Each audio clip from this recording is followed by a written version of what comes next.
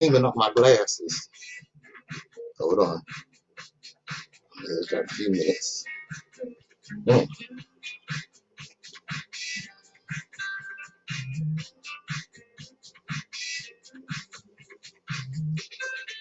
Okay.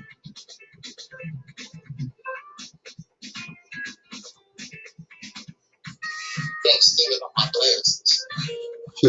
Hold on. All right.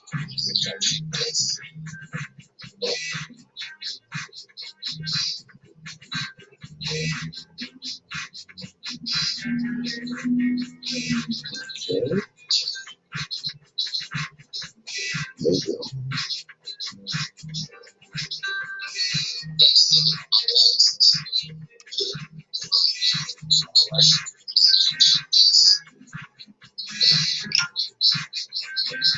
Okay.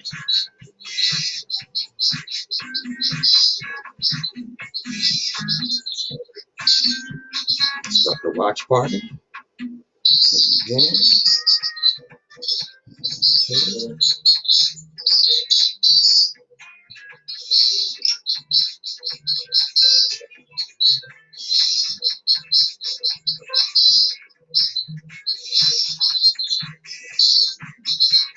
Watch party. All right. I'm getting everybody in there. All right.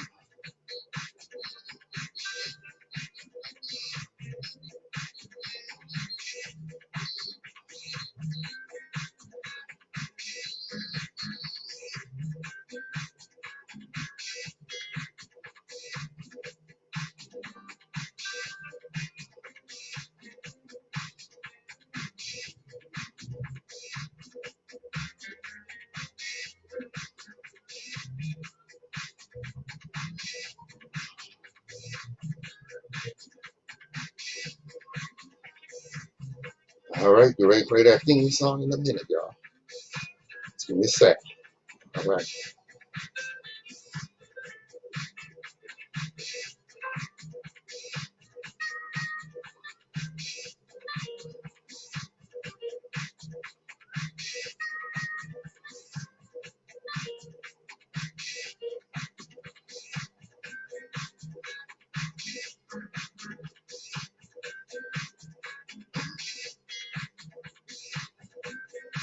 Oh yeah, we got a show coming up today. Oh, it's time.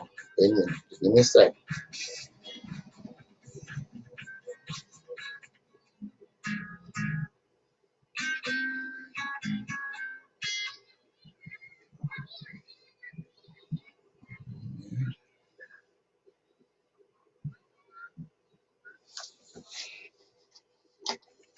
Time for that theme song, y'all. All right, now clean my glasses. Jeez Louise.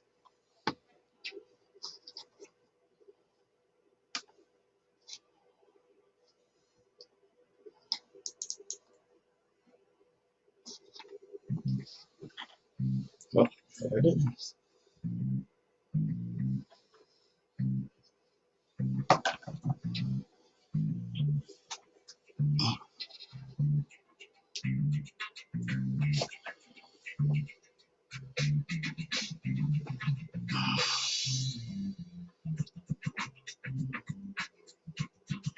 All right.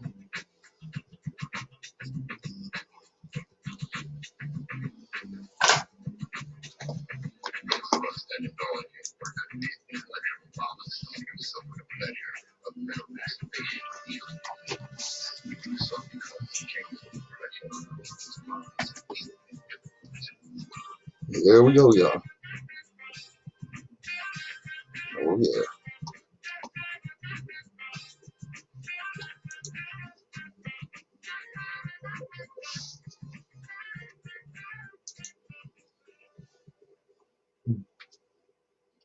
Good morning, my children of the sun. Welcome to the Open Eye on WHGE 95.3 FM. I'm your host and third eye optometrist, Patrice Gibbs. Yes, indeed, yes, indeed. As I always tell you, you are in for one hell of a show. And like I always tell you, don't wait until Saturday morning to tune in to WHGE 95.3, the education station. But tune in all week because we have a full week of really slamming programming. Yes, indeed, right here on WHGE 95.3 FM. Today is a special day, and I'm going to break that down for you. Today is a very special day for me and my family. Let me start here. On April 25th, that's today, 1927, Emma Victoria Gibbs presented her husband, William Walter Gibbs, with their third son, James Garfield. That was, like I said, 1927, their third son. 9 years later, she gave her third son one hell of a birthday gift, a little brother, John Charles Gibbs. John Charles Gibbs was my father. And of course, his older brother, 9 years older, James Garfield, Uncle Garfield to me. They both were born on the same day. And I can remember these cats would have one hell of a celebration on April 25th. So I wanted to open the show with saying happy birthday to Uncle Garfield and to Pop.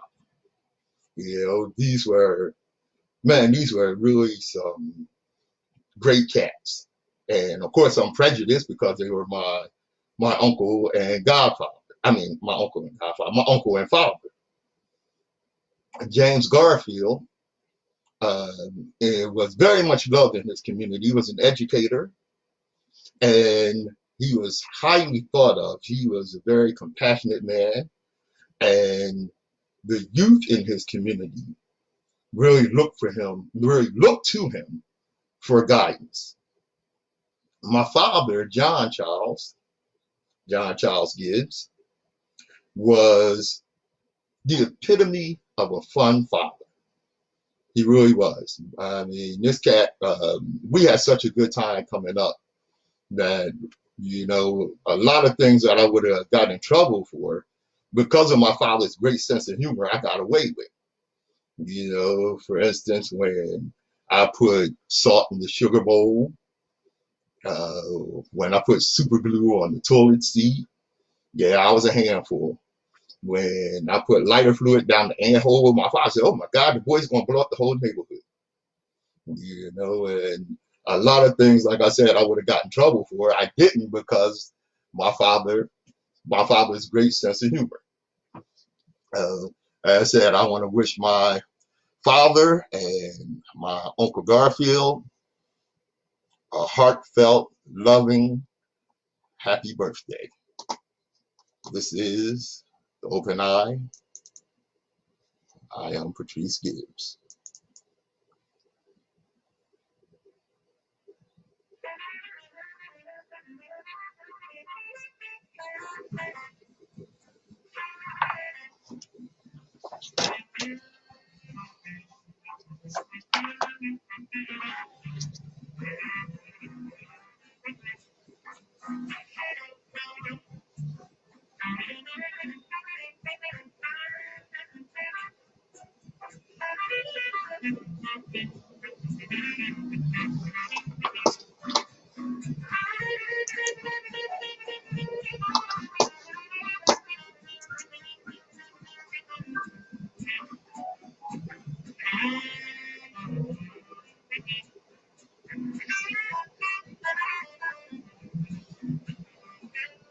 The Open Eye.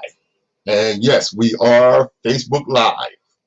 So if you're having a little trouble with your radio or you get out of range, tune into your Facebook page and catch us doing our thing right here on The Open Eye on your Facebook page. We are Facebook Live. You know, I'd like to remind our listeners, especially since I'm hoping we do get a lot of new listeners in every week, why we do what we do.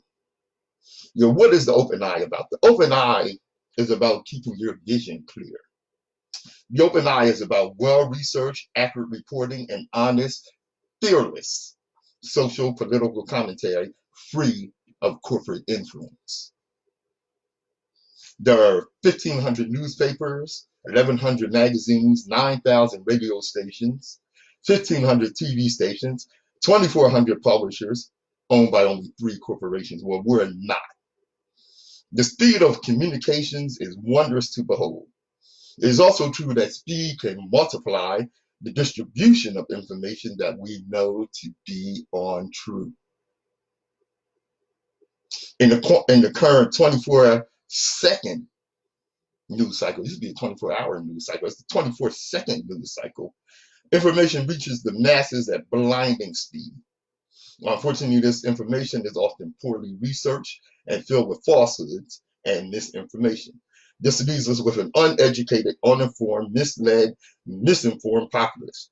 Mainstream media, which is completely corporate owned, has become nothing more than stenographers and mouthpieces for the powers that be, rarely exploring or investigating anything beyond what they are told. Mainstream journalism, unfortunately, for the most part, has become a joke. And the joke is fair and balanced reporting. It's nothing of the sort. Unfortunately, it is a joke on the uninformed, misinformed populace. I simply cannot accept that there are on every story 2 equal and logical sides to an argument. Somebody's wrong. That's why we do what we do. Another important factor that happens here at the Open Eye is clearing up misconceptions about our history, which is something that I do from time to time. I tell you about things in history that you may not know, may not understand, you may have never even heard of. Okay, and I do that for a reason, and the reason is so that you have a clear understanding. Because, well, let me tell you this, so you understand. For people to oppress another people, 3 things must be taken from them: history, language, and their psychological factor. It's very important. Psychological factors are what we call VIPs, values, interests, and principles. Take these from them. Take their history, language, and principles and impose the history, language, and values, interests, and principles of their oppressor on them. And no matter what conclusions they come to and the challenges they face, they will always act in the interest of the oppressor that took their history, language, values, interests, and principles. So when we wonder why the choices we make never seem to serve our best interests, you have to change the paradigm. You have to study your own history, language, values, interests, and principles. That's why I do what I do. Now, here at the Open Eye, we are not the core source of the many truths that we share with you. We're not that arrogant to think so. We're merely a vessel. Some of you understand this, some of you will not. Do I consider myself a teacher? I wouldn't say that arrogantly, but yes. But it's the way that I teach. See, no man can reveal to you anything but that which already lies half asleep in the dawning of your knowledge. The teacher who walks in the shadow of the temple among his followers gives not of his wisdom, but rather of his faith and his lovingness. If he is indeed wise, he does not bid you to enter the house of his wisdom, but rather lead you to the threshold of your own mind. I got that from Cabrillo, the poet. It's a great quote. It's really a great quote. Now, like I said, I like to clear up things in our history. One of the things that I think needs to be cleared up is the ideal that here in America, Black people, the African, is 3/5 of a person. I think that is one of the one of the most misunderstood clauses in the United States Constitution. And it's found in Article 1, Section 2. It reads, representatives shall be apportioned among the states by adding to the whole number of free persons 3/5 of all other persons. They meant the slaves that were in the South at the time. Okay. Known as the 3/5 compromise, it raises an obvious question. How could the founding fathers, who endorsed the ideal that all men are created equal, also endorse the ideal that some aren't? Well, of course, no, they did not consider their slaves equal. In 2013, James Wagner, president of Emory University, answered the question this way. The 3/5 compromise was an example of difficult but necessary political bargaining. Without it, Wagner argued, the northern and southern states would never agree to form a single union. No 3/5 compromise, no United States. Many people, including 31 members of his own faculty, vehemently disagreed. Wagner, the faculty members suggest, was excusing the inexcusable. They signed an open letter stating that the 3/5 compromise was an insult to the descendants of slaves and an example of racial denigration. So who's right? Let's look at the text again. Representatives, listen now, representatives shall be apportioned among the states by adding the whole number of free persons and 3/5 of all other persons. Note that the Constitution does not say that a slave is not a person. It explicitly says that they are persons. And it does not say that the slaves are 3/5 of a person, as many today mistakenly believe. The 3/5 description had nothing to do with the human worth of an individual slave, but everything to do with how many representatives each state would have in the U.S. Congress. For that purpose, states could only claim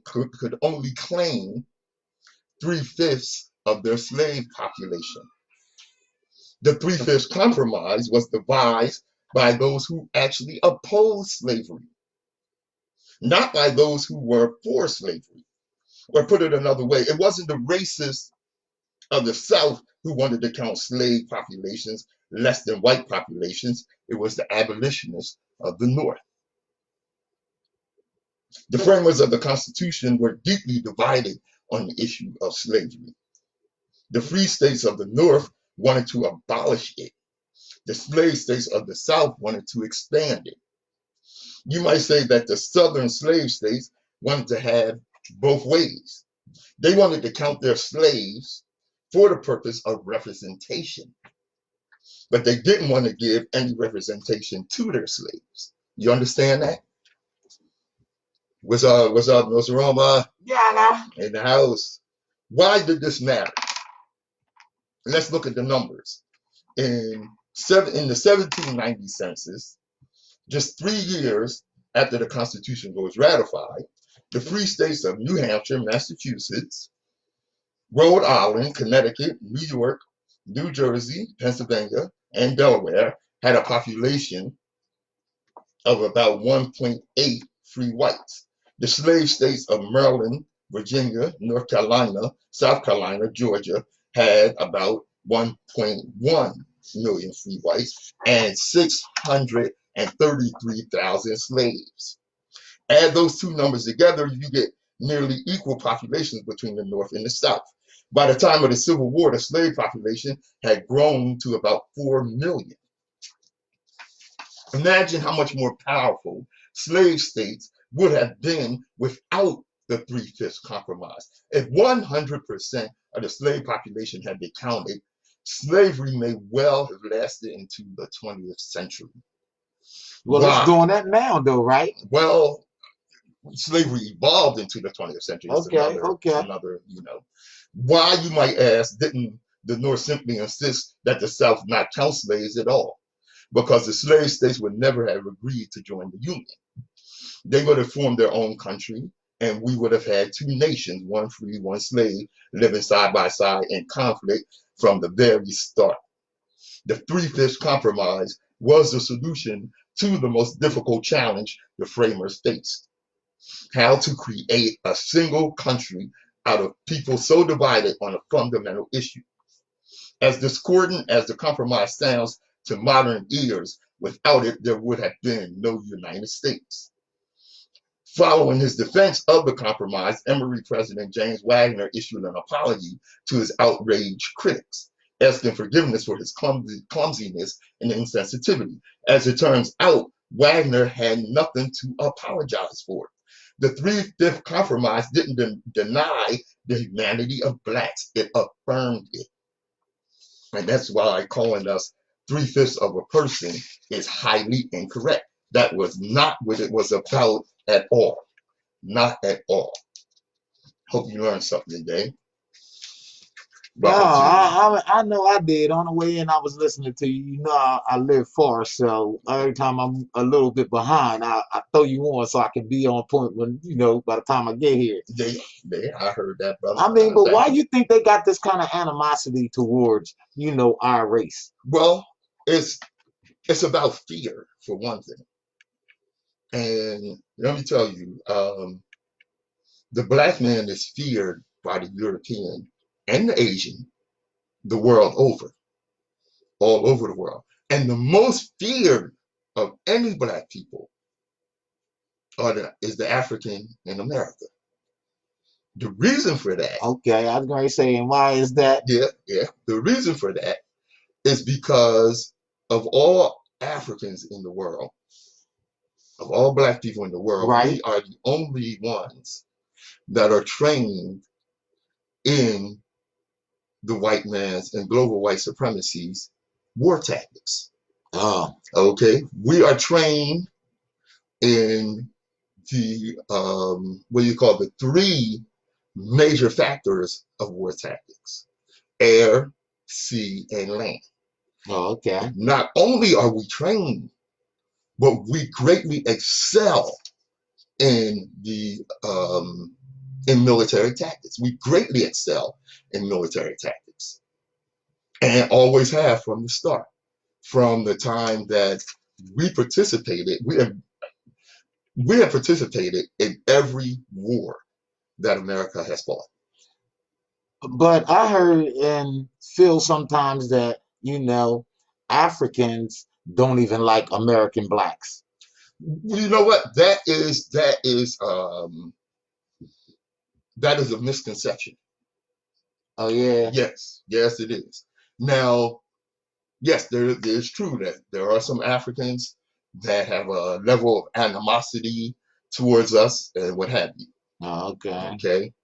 But for the most part, and speaking of someone who's been there, right, we are looked to for our leadership. Africa is actually waiting for us. Africa is actually waiting for the American Negro. For the American Negro to lead us out of the abyss of oppression. Look, our influence as black people in America, we influence everything. Everything.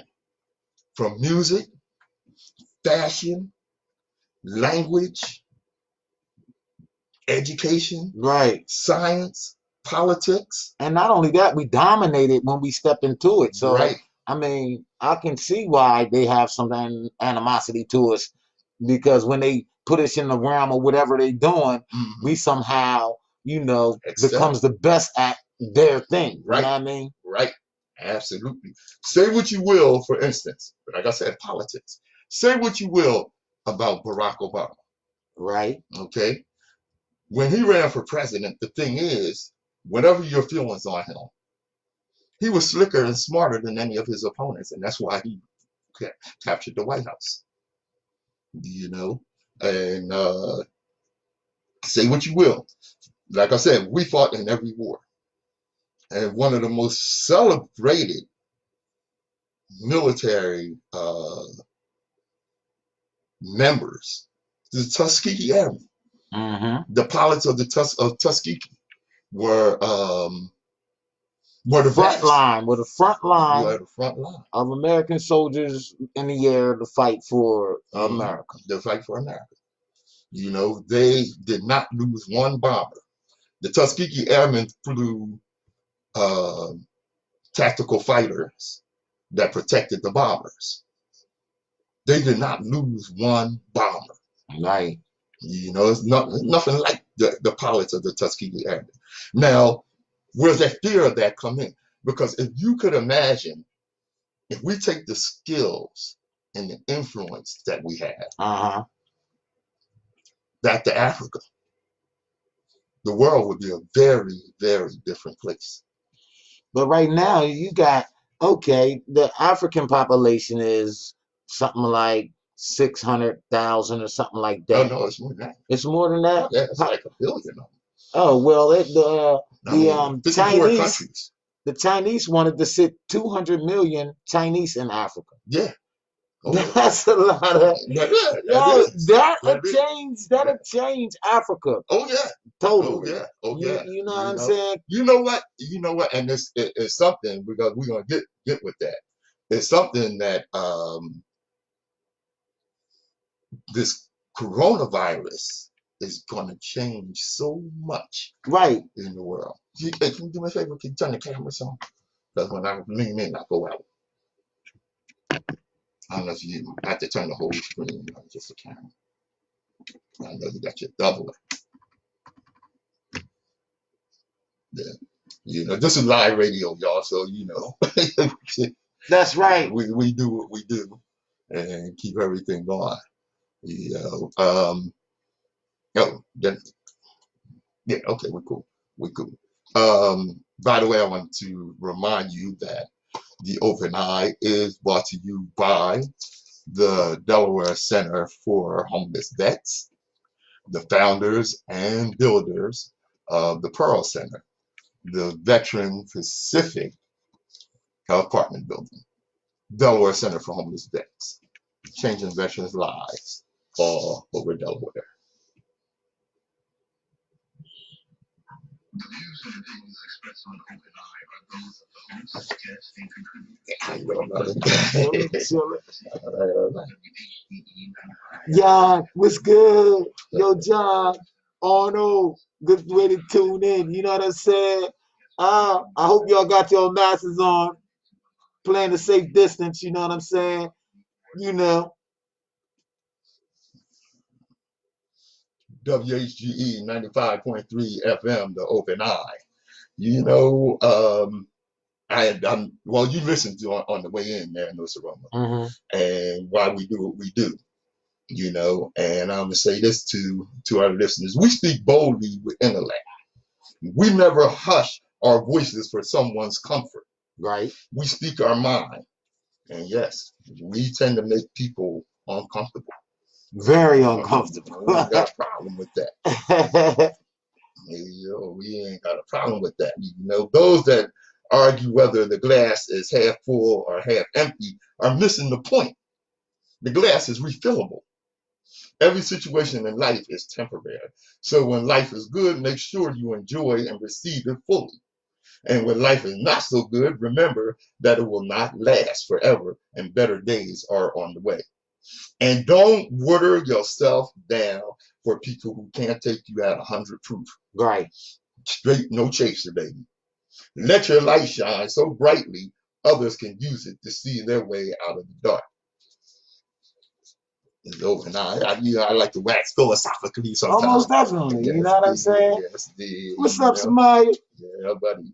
And I was gonna rap to you too about, you know, the right now, you know, the government in a frenzy for the simple fact that, you know, they got the they trying to, this coronavirus is really like a smoke screen to me.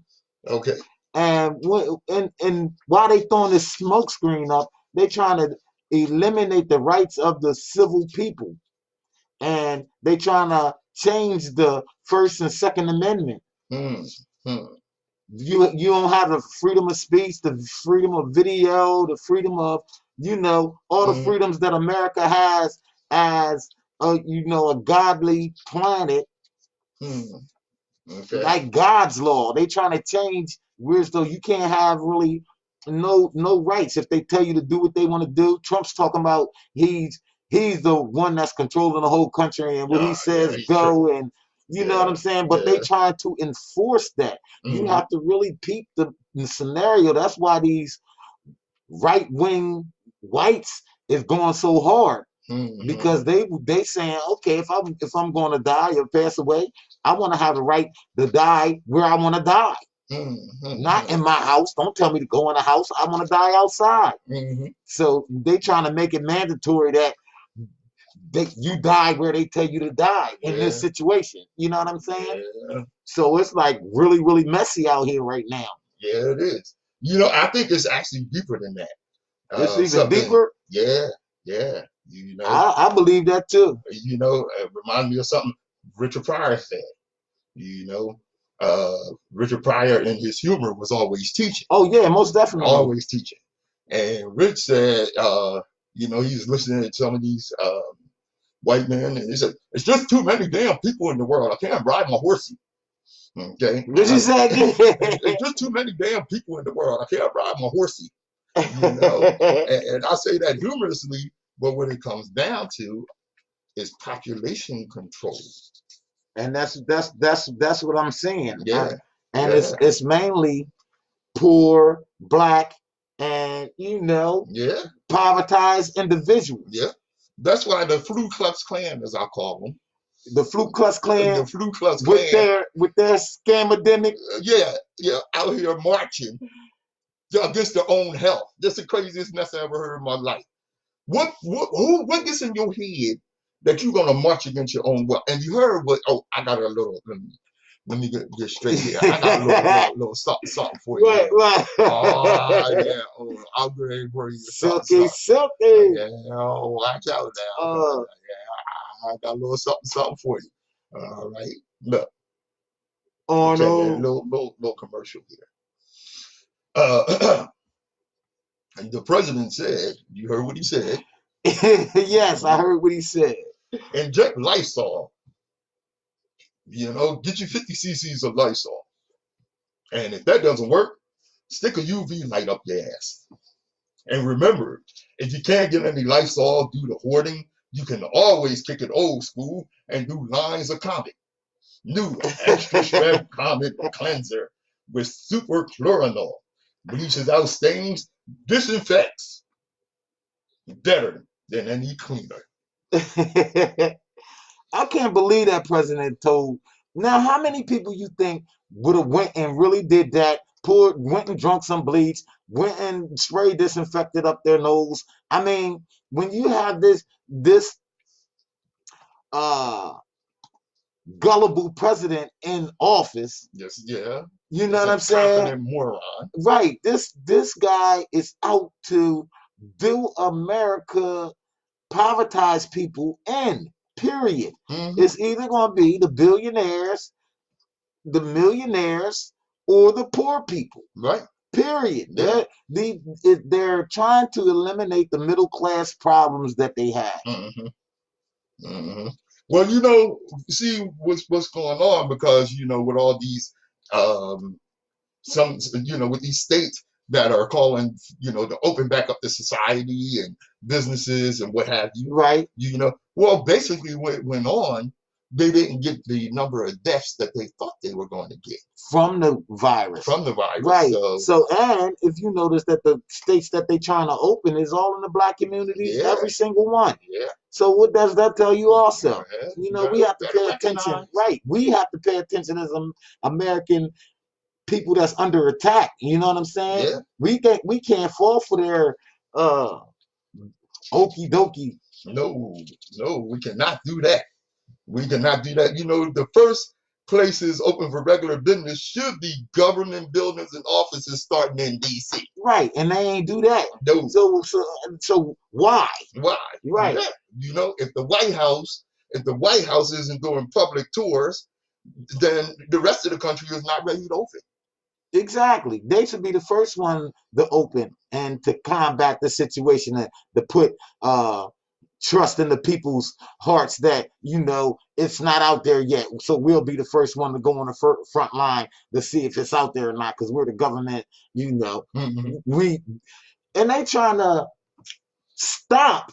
Now, this has never been done before, right?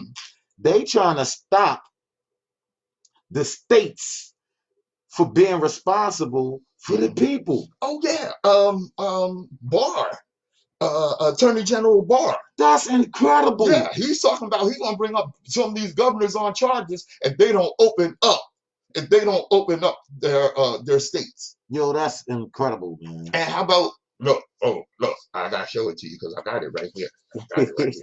I know you think yeah, buddy. I got this huzzy. Oh, this huzzy something else.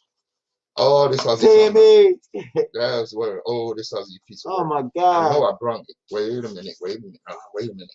Oh well, I that's all right. If I don't, I'll pull it up. But you'll find it. Yeah. At any rate, I can tell you, the mayor of Las Vegas. I think I heard this. She's just as nutty as a fruitcake. If they re-elect this nut, they ought to be ashamed of themselves. They ought to be ashamed because she said she wants to open up the casinos. You ever been in a casino? Yes. Of course. Yeah. You know what goes on in the casino? Everybody right there together, breathing on each other. Right, and they used to have smoke, and now that it's non-smoking in buildings, you only got sections, but it's... Yeah. Oh, here it is.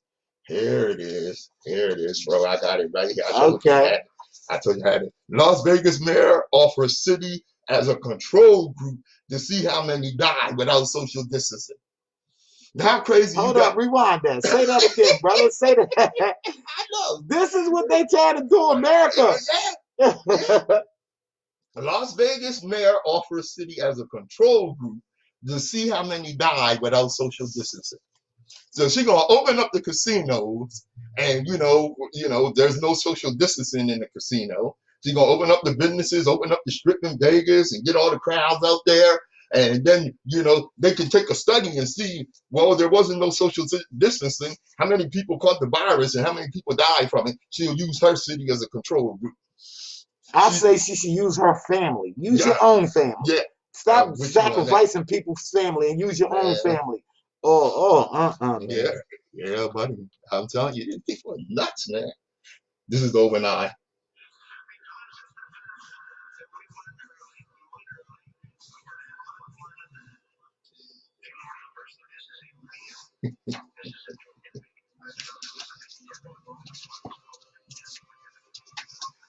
Yeah, that's what's up. How y'all doing? Keep tuning in. You know what I'm saying? WHGE Radio, the Open Eye radio show, hosted by Pat Gibbs and myself, co-host Nsoromma. Where you find anything you want out, we'll do the research for you. Yes, we will. And for ourselves. That's right. We're going to keep you informed. Right.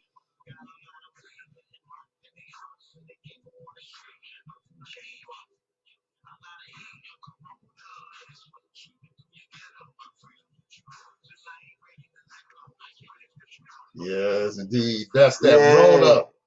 That's that Rona. I know Nsoromma. COVID-19. Yeah, buddy. Yeah, buddy. Single out now. These protests by the Ku Klux Klan are not happenstance. These things have been organized, and it's been organized and promoted and pushed by a trio of brothers from Minnesota. The brothers Aaron, Dan, and Christopher Dorr, with roots in Minnesota and Iowa, have helped promote protests stretching from New York to Minnesota, where about 800 demonstrators, urged on by President Orange Disaster Trump, rallied outside the governor's residence in St. Paul, last Friday? Or it might have been, last Friday.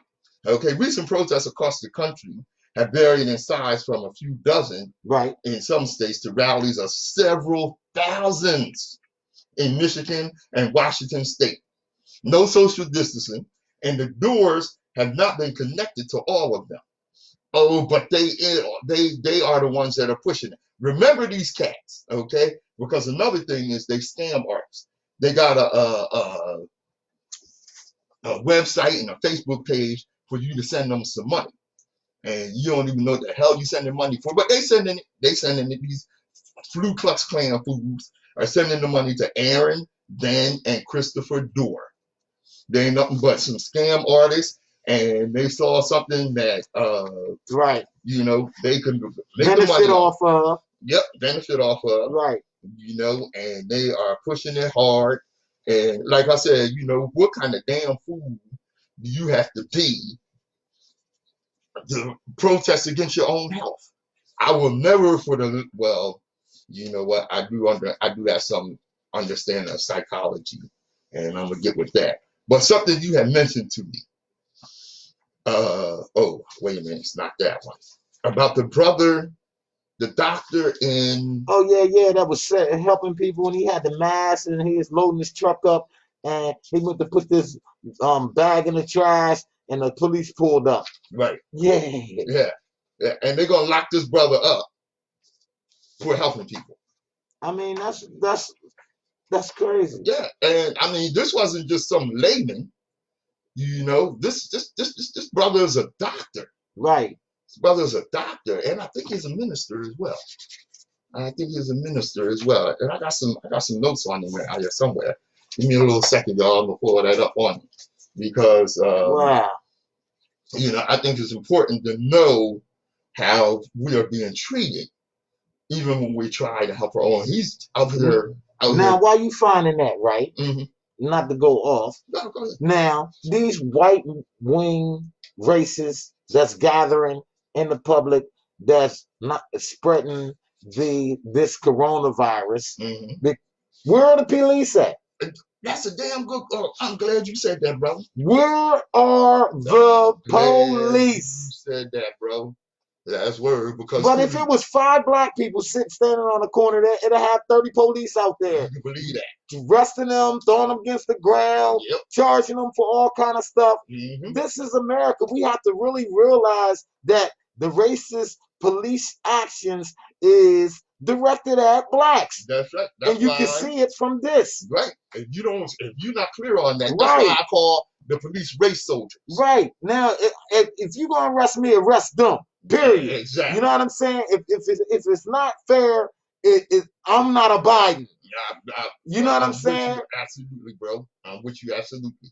Because like you said, you know damn well if we got out there with guns and what have you in these big crowds. We invoke our right to do what they're doing, it'll be a problem. Yeah, big time. Right. And they probably calling National Guards, the Army and police, all these other, and make it a problem. Yeah. And make us respond. Mm-hmm. You know what I'm saying? So but they can beat us in where are they right now? No. They're out there with them. That's where they are. That's it. Because that's their brothers and sisters. Yep. Fellow travelers. Mothers and fathers. Yeah. Fellow travelers. Yo, that's ignorant. Yep. You know. Now, you know, and here's the bad thing, you know. Like you said, they're opening up, like in Georgia. All right. They're opening up, you know, the businesses in the black community. You know, and it's crazy. Until they open up the golf club, the country club, and the tanning salon, stay your ass home. As black people. That's right. Because they're opening up the nail salon and the barber shop. Right. They opening up the Chinese place for you to go spend money where they over there throwing us out of their country, out of their apartments, out of their homes, out of their stores. But yet we still we still dealing with this. Right. You know? We gotta wake up, man. We gotta wake up real. And fight back. And fight. Put our foot down on. If you see your brother or sister getting stumped out or beat up by the cops or anybody, go help them. Right. Don't just let that go on. Jump on them. It's 15 of y'all out there and 2 police beating up somebody for missed calls or misunderstanding or just the wrong person. Help them. Yeah. And you know what? I'm gonna tell you something where I like what I see when these things go on are the descendants of the Black Panthers in LA. You know, the Crips and Bloods, because they are the descendants of the Black Panthers. Okay. Oh, they ain't with that. Them race soldiers come around there beating on somebody, they better bring a full force. Because the Crips and Bloods out there, they ain't having it. They ain't having it. Right. I'm not inciting you to violence. I'm not telling you to jump up and, get yourself jammed up, but I'm telling you to protect your community. Right. That's what we're telling you. Protect your community. And not only protect your community, but have compassion for your community. Right.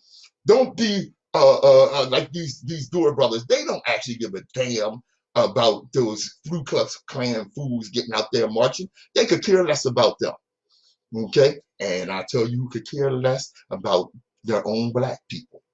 Like this Louisiana pastor who was grilled by CNN host for asking his parishioners to hand over their stimulus money into his church. What? Yeah. What you call that, bro? What you call that? Messy? Messy. No, yeah. Wait. Yeah. Man. He was talking with the CNN host, and he telling people, Victor Blackwell, Reverend Victor Blackwell Chickenfoot. Chickenfoot is last name. You know what okay. It ought to be. You heard me with that. Yeah. Oh, wait a minute. CNN's host, the CNN's host is Victor Blackwell. The pastor's name is Tony Stell of the Life Tabernacle Church, who defended busing people in. Despite putting them at risk of contracting the coronavirus, saying many were too poor to have internet access where they could watch his services online. So he got some buses and put these people on the bus. You get 2 people on the bus with 40 people on there who got coronavirus. Now you got 40 people taking the coronavirus home, but he gonna bust them into his church so he could get up in the pool pit and say, "Give me that stimulus money, y'all. The Lord wants you to give me that stimulus money." Listen. Listen, yo, man, listen. Some of us crazy, man. Yeah, it's just that simple, man. Some of us is just strictly about the Donald Trump dollar bill. Don't care. Yep. Go stick yourself with the bleach and whatever. And long as you be able to stay up long enough to vote for me, we good. We good. Oh my God, that is super. The CNN host Victor Blackwell, he said, "Now you are asking people who in your congregation don't have much, can't even get to you without you picking them up, to hand over their 1,200 stimulus check. Why?" Reverend Chickenfoot said, "The stimulus challenge is to help those who do not get stimulus, such as evangelists and missionaries in his church." So this morning, these evangelists and missionaries who have not had payments for 5 weeks will be in the service this morning, where we'll give them a large offering. You're a damn liar. You put that money in your pocket. Most definitely. So, but hold on, Pastor. This is what Blackwell said. Hold on, Pastor. Nonprofits and faith-based ministries can apply for the Paycheck Protection Program. And he said, "We don't want it. We don't want it. You already got it. You're just a damn liar." Right. You're just a damn liar. See, this is the thing. You are aware that if churches truly empowered black people, right, the government would have shut them down a long time. Of course. You know what I'm saying? Just like they did the Black Panthers, Martin Luther King, Malcolm X, and everybody else that was invoking power to the black individual person and community, they get rid of. I mean, it's just that simple. The fear of a black planet, that's for real. That's not a joke. You know what I'm saying? That's word. And bless you, my Christian brothers and sisters out there. I'm not a Christian. I don't hold that against you or anything, but I know what you said. He was without sin cast the first stone.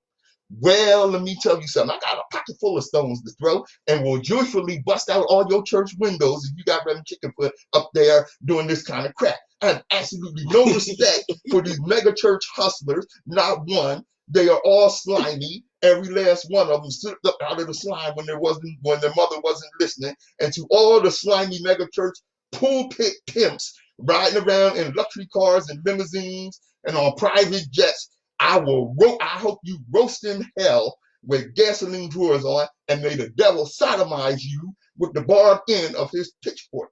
According to scripture, except for that time he rode on a donkey, Jesus walked everywhere he went. Go to hell. Yo. Pulpit pimps. Pulpit pimps. Pulpit pimps. That's all they are. And they come every color. They ain't only black. Don't get it twisted. No, don't you get know that twisted. I mean, That's all right. of them. Hey. All Osteen, Right. as well as There's a bunch TD of them. There's a bunch of them. And yo, listen, man. What is going on with our kids' education? Whoa. They talking about they ain't graduating, school ain't opening for another year, and right. I mean, what are the kids is gonna?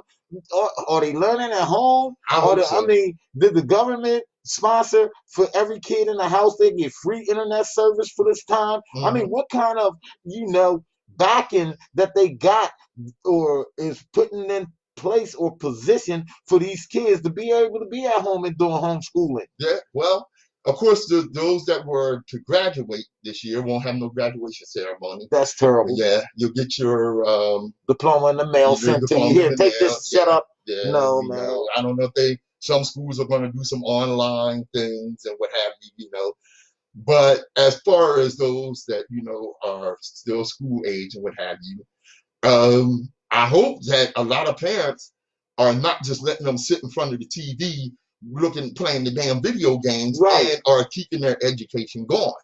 Right. And I understand some of you may not qualify to, help and what have you. Do the best you can. Right. Keep them in that it's mindset encouragement. Of this. Right. Keep them encouraged to be wanting to be smarter. Because they trying to deaden our kids right now enthusiasm. Right. You know what I'm saying? It's like it's crazy, man. Yeah. I can't... and they'll get lazy. They'll get lazy. They'll get don't let them sleep. Don't let them sleep till 9, 10 o'clock. Right. Get them up like they still going to school. Like they still going to school. Make them do some housework. I mean, put them to work and keep their minds going. This is a crucial moment. I'm telling you. Yes, it is. Yes, it is. And you have to look at it in the right way. This is an opportunity for you to instill the proper mindset. In your children. They next to you. You can let them know what this is about. I mean, everything that I learned in school, only thing I used from when I graduated from college is I use math and comprehension. Mm-hmm. Everything else it hasn't been a main focus of applying it in my life because there's nothing that calls for some of the things I learned. I heard that. Nsoromma. Overnight. Yeah, I got.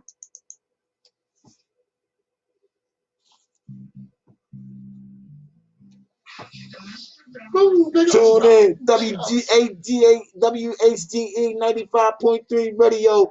Thanks for tuning in, everybody. Mm-hmm. You dig me? Mm-hmm. You got something you want to talk about? Don't hesitate. We'll debate. We'll get you straight. And we might slice you up and put you on the plate. If you're coming with the wrong information. Right. So there go the number. You know what it is. Yep. And let me warn you. Don't awaken the dragon if you can't stand the flame. Yo. Yaga. Yes, indeed.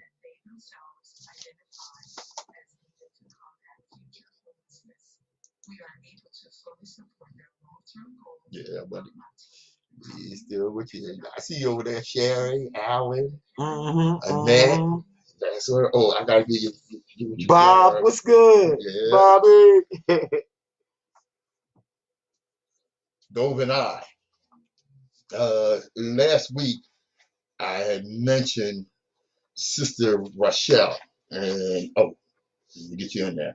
I had mentioned Sister Rochelle because of the work that she does. Right. You She's a know. positive sister in the community trying to help all people that have an incarcerated family member Hmm. that is somehow not treated right. Even the prison system's not going to treat you right anyway. No, no. So if you don't have anybody outside, it's a lot of less fortunate people that don't have anybody that don't have a voice that's outside the prison system. Hmm. So this young lady can be a good asset to whoever may need some help. That's So if you where need help, link up with link her. up You know what I'm saying? and catch her podcast, catch her internet, catch her on Facebook. Right. Her podcast is called Make Some Intelligent Noise. That's right. And that's exactly what she does, you know, concerning these situations. She makes some intelligent noise about a situation that very, very few people will touch. Because we always go through the pain, the most worst pain that we can go through, and they always say, "Oh, they'll get over it." Yeah. As a black people, I mean, they used to pain. Yep. No, nah. Yes. Like I said, we have to start putting in paperwork against some of these criminals that's committing the criminal acts against us. We can't just argue with some people. We have to make a paper trail like they do. And if this time doesn't tell you anything, this right here will tell you why Sister Rachelle does what she does.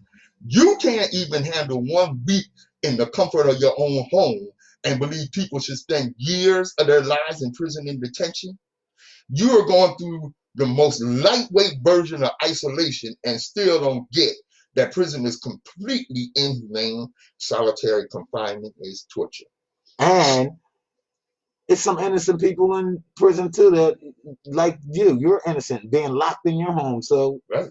Imagine. You're under punishment for nothing. I right. know that's what you feel like. I ain't do nothing. Yeah, I ain't even do nothing. I can't this is out. for what you done. Yeah, that's what my mama told me. Yeah. I used to do so much and ain't get caught. So I ain't catch you on some other this stuff. is what I didn't see. And that's why your butt in the house right now. I get in trouble because they know that I'm trouble. That's word. That's word. Well, let me tell you something. You know, a lot of people have not faced the reality of what our country is. Let me tell you something. America is a third world country. Exactly. I just was saying it yesterday to somebody. It's unhealthy, poverty-stricken, dangerous, crime-ridden, oppressive, and excessively corrupt. Damn. America is one of those S-hole countries that the Orange Disaster accused other countries of being. Right. And it's because the greedy, rich, and stupid, ignorant races that keep them in power holds America back. Lack of investment in infrastructure and societal improvements, greedy, ultra-corrupt corporatists, and corrupt politicians hoard wealth they don't even stand and keep the populace in debt and poverty. Feed the populace poison, then deny health care, instead manage the poison with addictive drugs that eventually kill you. Make every effort to destroy the environment. The air is not good to breathe. The water is not safe to drink, and it's not safe to walk the streets. You know, I older brother, elder, king, some cats he gone down the street, knocked him in his head, broke his jaw, stole his money and his cell phone. I mean, that's what it's coming to. But I think they should take that same tactic out to the white community. Right. And start doing the dirt. You know. But, I mean, doing it to our own selves, that's what they want. That's what they look for, and that's the means of their cause. But you know, as long as these dumbasses feel they are better off than someone they see as the other, this is acceptable.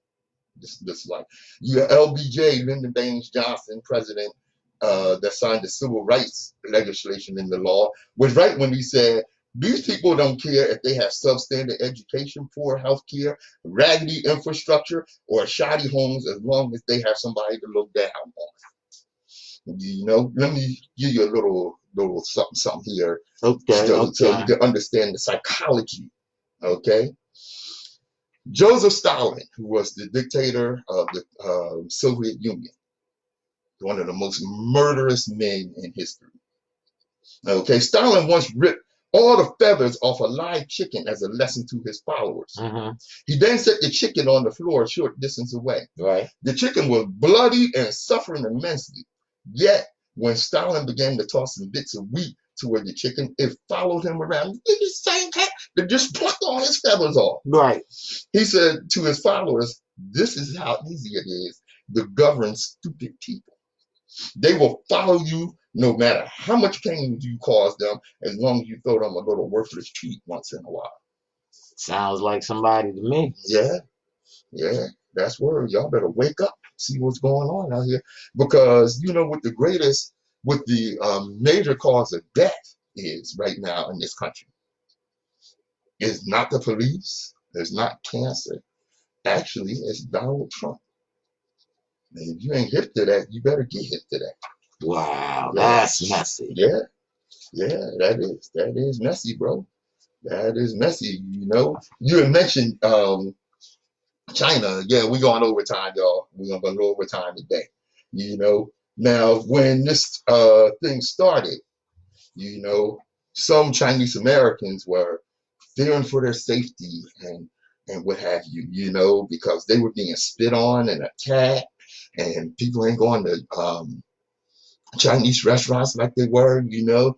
This one young lady said she was on her way to school or whatever. No, she was going to the gym, and this white man came over to her and spit on her and followed her around, and she was, you know, totally welcome to Black America, welcome to America of color, Sister Yuan Zhu.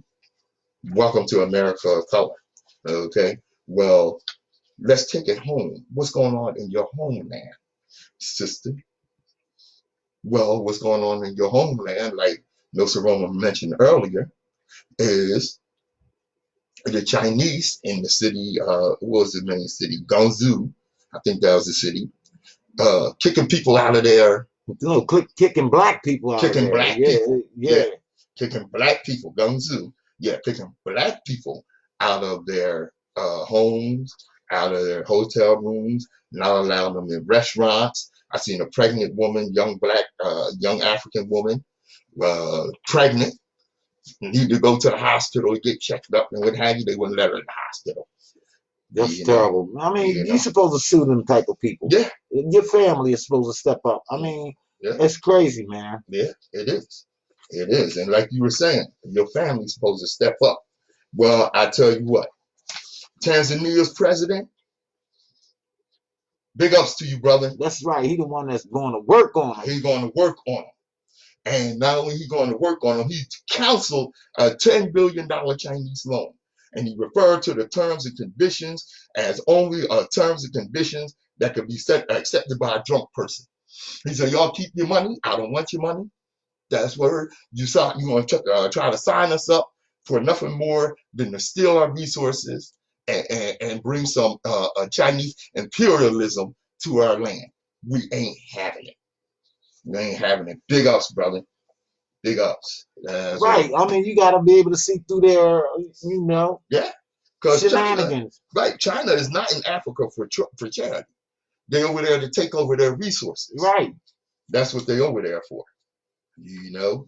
And yo, I had nothing but admiration. And there are some other countries that are waking up. They're not taking these loans from them. And I hope they keep this going. Because I posted on Facebook a couple of times this week. What? Africa needs to kick China out.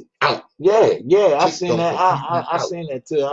I mean, their only agenda is to, you know, destroy. That's it. You know what I'm saying? That's their agenda. That is their agenda, brother. You know, let me tell you about economic hitmen. Now, usually I apply this to the Europeans, but you know, the Chinese are falling right into the game because they're all colonizers. Economic hitmen have helped to create the world's first truly global empire. And it's basically a secret empire.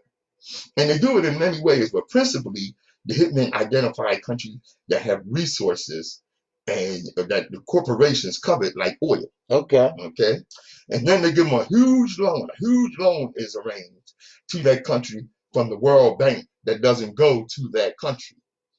The funds actually go to the corporations that help build the infrastructure projects of that country that help a few very wealthy people, but don't benefit the majority of people who are too poor to buy electricity or have cars on the highways, and yet they're left holding a huge debt. See, this is what the Chinese are doing in Africa, and that they can't repay. So the world banksters go back at some point and say, hey, you know you can't pay your debt, so give us a pound of flesh. And by a pound of flesh, that means sell us your oil cheap. Vote with us on the next critical UN vote. Allow us to build a military base in your backyard. When the economic hitmen fail, then the jackals are set in. They either overthrow or assassinate the leaders, and if the jackals fail like they did in Iraq, then the military is sent in. All right? The jackals don't get you, they're going to just go ahead and send the military and kick your ass, kill your people. Right. Yeah. I mean, that's the part. That's what the United States has been doing to all other countries. That and no, I had a question for you. Why is it now that every time I see the president talk, because I was really concerned about this, is okay, the flag is not there in the back of him. The European Union flag is not in the back of him, or the Marine flag. Anytime he talking, it was like 3 or 4 flags that's behind him when he's doing his press conferences. And they was the people and the allies that was backing us as United States. And now they're not there. Right. So you really, really have to think about us becoming a third world country now, because we don't have these power structures that was behind us to make us the superpower that we have become.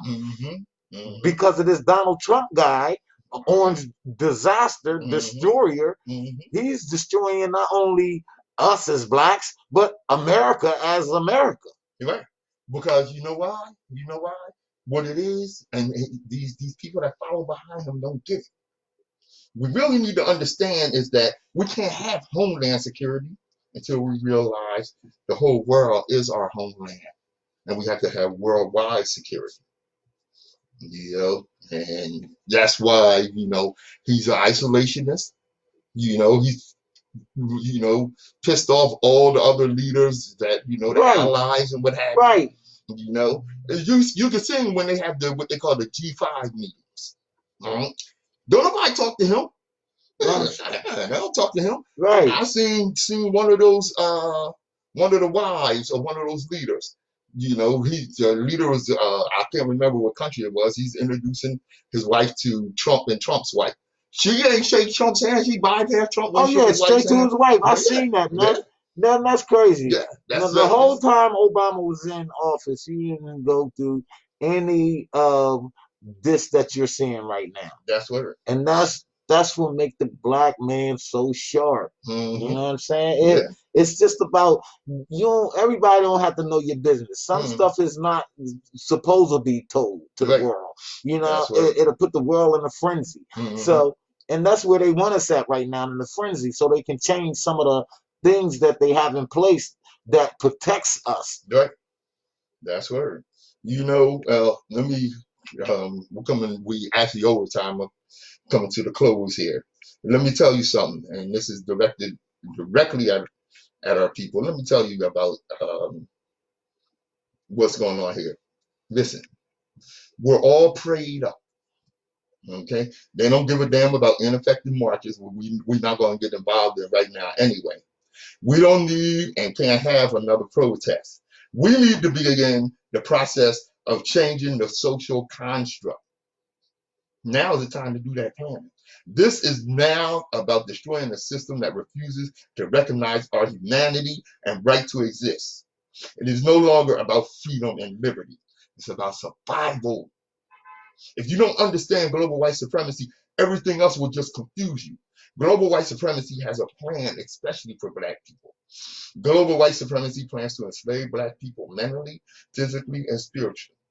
Global white supremacy plans to exploit black people. Global white supremacy plans to abuse and terrorize black people. Global white supremacy plans to kill black people. This is genocidal activity. Genocidal activity is intentionally attempting to deprive the natural right of a people to exist as a race. When are black people going to realize global white supremacy has long ago declared war on our very existence? It is no longer about freedom and liberty. It is about survival. And as I always tell you, value those who value you, and don't treat those as a priority who treat you as an option. This is the Open Eye. I'm Nsoromma. Patrice Gibbs. WHGE 95.3 FM. Open Eye Radio. Yaga!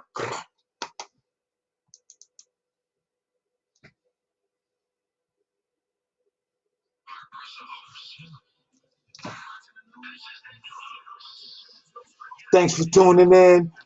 Thanks for tuning in. We got the cameras everywhere. Thanks for tuning in. Listen, yo, don't hesitate to call us and link up with us. This is what we do. You know what I'm saying? Stop playing. Yo, peace. Ain't nothing to fear but fear itself. That's right. And stupidity. Be real afraid of stupidity. That's what it is. Peace.